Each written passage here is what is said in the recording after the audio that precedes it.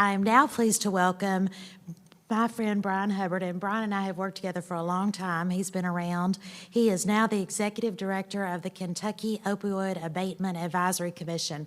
Many of you may know him because he's been around the state traveling, listening to our concerns, hearing our ideas, and we certainly appreciate him for doing that. So he is going to discuss today finding solutions to our Kentucky opioid crisis. So please join me in welcoming Executive Director Hubbard.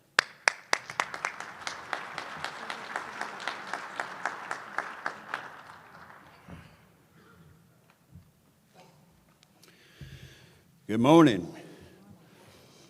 Be assured that the generosity of General Cameron's introductory remarks far exceed the sum total of my individual value. Thank you, sir, very much for your kind words this morning.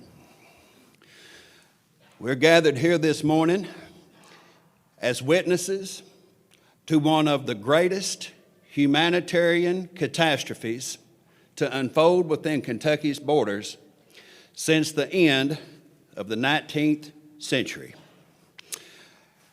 The Kentucky Opioid Abatement Advisory Commission has been constituted to work in partnership with our county and city governments to begin to turn the tide on a very long war that is much closer to the beginning than it is to the end.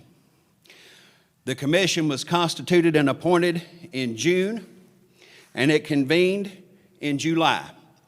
Since that time, we have had 7 town halls across the state, with 2 remaining, the last of which will be in Paducah, and then again for a second time in Louisville on December the 15th. Since our initial meeting in July, we have comprised a grant application, an organizational disclosure form utilizing models nationwide, which were anything from a 2-page form that screamed, "Rob me," by the creators, all the way to a 450-page monstrosity out of one of our western states that had the fingerprints of a team of lawyers all over it. And I say that with all due respect to my professional brothers and sisters here in this audience. As of October the 17th, with the dedicated work of my colleagues, we were able to open up the Kentucky Opioid Abatement Commission's grant application portal, a picture of which you see in front of you right now. We are all acquainted with the machine of government and the way in which it works. To have gone from the first meeting in the middle of July to having a completed grant application portal process open and ready to go that has over 150 applications in process, with 6 having been completed, is moving at greased lightning speed, the speed that is required to address the crisis that we are all so intimately acquainted with. If you go to the Attorney General's website, you will see the portal for the application highlighted in yellow. You will also see, I messed up, let me go back one more. You will also see the grant application portal with instructions. There's a frequently asked questions section, as well as companion instructions that will guide the user through the interface as they complete their information. Now, I think it's important we take a few minutes to look at where we stand. As of 2020, Kentucky was 3rd behind West Virginia and the District of Columbia in terms of the number of our folks per 100,000 in our population who have died of overdose deaths. You will see we are at 49.3 per 100,000 of our population, West Virginia being number 1 at 82 per 100,000. These are drug overdose deaths by year in the United States.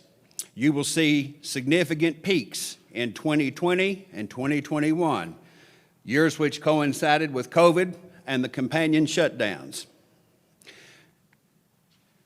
We have lost more people in the United States to drug overdose deaths over the past 4 years than we lost in combat in World War II during the 4 years of that existential conflict. And you will see the numbers there. Combat deaths from World War II accounted for 291,577 individuals. We have lost 337,418 to drug overdose.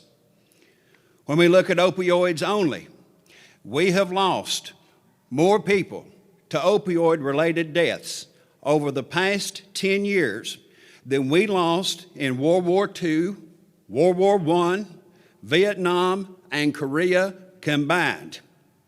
That was 17 years of unremittent warfare in all of those conflicts, and it had a total casualty count of 431,865. Opioid deaths alone account for 445,913 lost souls. Here we are in our Commonwealth, and we see those trends match what we're seeing on the national statistics. And you will see the green line making its first appearance in 2017.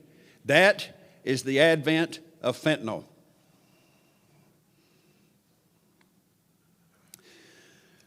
Kentucky ranks 5th in the country in terms of the percentage of its children who are under the age of 25 who are defined as bereaved. A bereaved child is a child who has lost a parent before the age of 25. And among our children who have, almost 22% have lost their parent to an opioid death. This is the next generation coming down the road. You will see a breakdown demographically of opioid and drug overdose deaths involving any opioid among Kentucky residents. And what is important to note is that for the very first time in the year 2021, the death rate among black Kentuckians exceeded that of whites. And that's important because for the longest time, the opioid epidemic has been defined as a distinctively white problem. That is no longer the case in our state. As we move through the process of allocating what constitutes blood money that has been obtained through the settlements with these companies, we aim to be accessible, transparent, and accountable to the individuals and families who are counting on us to begin to turn this tide. We aim to develop a strategic statewide service infrastructure that is founded upon the pillars of prevention, treatment, and recovery. As we have traveled across the state, some consistent themes have emerged. There is a desperate need for safe and genuinely sober transitional living for those who are in recovery, in addition to transportation, and in addition to second chance employment opportunities that will give individuals a chance to reclaim ownership of their personal destiny. We also must have child-centered prevention programs which aim to head off the next 25-year wave of addiction and death. This epidemic cannot be solved through command and control bureaucracies, nor the indiscriminate firing of the big government money cannon. Nor can reimbursement prevent the replication of tragedy that will generationally compound itself unless we figure out a way to conquer the dynamics that have produced this disaster. Our best option is to empower Kentucky's extensive, beautiful, and stalwart grassroots immune system to fight the pathologies born of biochemical dependency. This commission stands ready to partner and serve with you so we can ensure that the history we make together is not another shameful chapter in the annals of abysmal government failure, of which there has been plenty. I want to share with you one last visual. This is the primary drug threat identified by the high-intensity drug trafficking area task forces from across the country. This is a close-up of our beautiful state, where you will see that every county in red has as its primary substance threat fentanyl, the lethality of which was addressed by the Attorney General. This is a unity map, and it demonstrates unity in death and the silent anguish of subjugation. This is expressed through the reality that in St. Elizabeth's health system, which serves the 3 most prosperous counties in this state, they currently serve 51,000 individuals who carry a primary or secondary diagnosis of substance use disorder. This map finds expression through the individual story of Ms. Kim Campbell from Perry County, who runs a child sexual abuse sanctuary and also engages in individual ministry in the state and county prisons in East Kentucky. Ms. Campbell tells the story of a young woman by the name of Tamitha, who she first met in 2011. In 2011, Tamitha was 10 years old, but had the very frail and delicate frame of a child who appeared to be 7 or 8 years old. She had been subjected to years of horrific sexual and physical abuse by a member of her own family. The damage done to her physical person was extensive and required her to undergo years of reconstructive surgery. She met Tamitha again in 2021, but this time she met Tamitha in the Perry County Jail, where she had been arrested on a possession charge related to the drugs that she had taken for years to first treat her physical pain and then to contain her emotional and spiritual pain. This map has a history, and its history begins in the 1950s with a small, closely held family business that made its money developing and marketing and selling basic home remedies through drugstores across the country. As it prospered, it was able to hire some chemical engineers who developed a drug which was the first of its kind in the mid-60s. This drug was marketed as a cure-all for anxiety, depression, angst, boredom, and general discontent. We know that drug today by the name of Valium. And Valium became not just a mainstay tool for personal use to address any of those maladies, but it became part of our popular culture vernacular. Anyone in here who is a fan of the Rolling Stones will remember a song in which they referenced Mother's Little Helper. That was Valium. The company that developed Valium was very astute about its marketing and making sure that it captured data related to every prescription issued by every doctor in every city, county, and town in this country to every patient who ever came to get one. This same company came to fall into the management of a group of economic predators who had degrees in law, medicine, finance, and business from prestigious institutions of higher education, bearing credentials that are not to be sassed by the peasantry.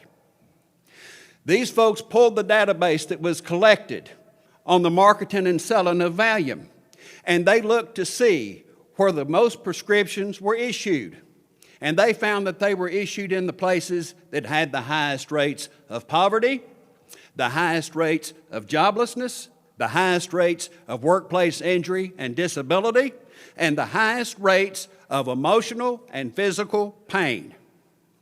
And from these realities, this company constructed a pipeline that began in Appalachia of East Kentucky, and they used the pain of our people's poverty to build a pipeline for their poison, which they delivered directly into our blood. We know that poison today as Oxycontin, and it was brought to us by a company known as Purdue Pharma. There are a number of folks who I speak with who, like me at one time, believe that the opioid epidemic primarily impacts individuals who live within the margins of moral failure. As we leave here today to go back into our communities, let us help set the history straight. The Judgment Day truth is that the people and the power structures which engineered this catastrophe are those who live within the margins of moral failure. The pillars set by Purdue Pharma are now the foundation of the fentanyl freeway that finds its first construction through the sanctioned official policy of the totalitarian communist regime that sits in Beijing, and as a matter of deliberate subliminal warfare, uses its industrial might to run fentanyl factories 24/7, which it then ships substances to its business partners, who are the cartels in Mexico, which then, through the camouflage of desperate people looking for a better life within this country, smuggle the new poison across the border, put it in the mail, and send it into every county, city, and town in the United States. This is an instrumentality of war that is being waged against this country purposefully by a government whose philosophy stands in total opposition to everything our society stands for. Make no mistake, we are at war for the minds, bodies, and souls of our kinfolk across Kentucky. And the only way we're going to win is if we commit ourselves together to waging this war for each other instead of on each other. And I look forward to planting the seeds that are necessary for us to see the next generation be able to rest under the shade of the change that we plant. Thank you all for your time and considerate attention. God bless you, and God bless the Commonwealth of Kentucky.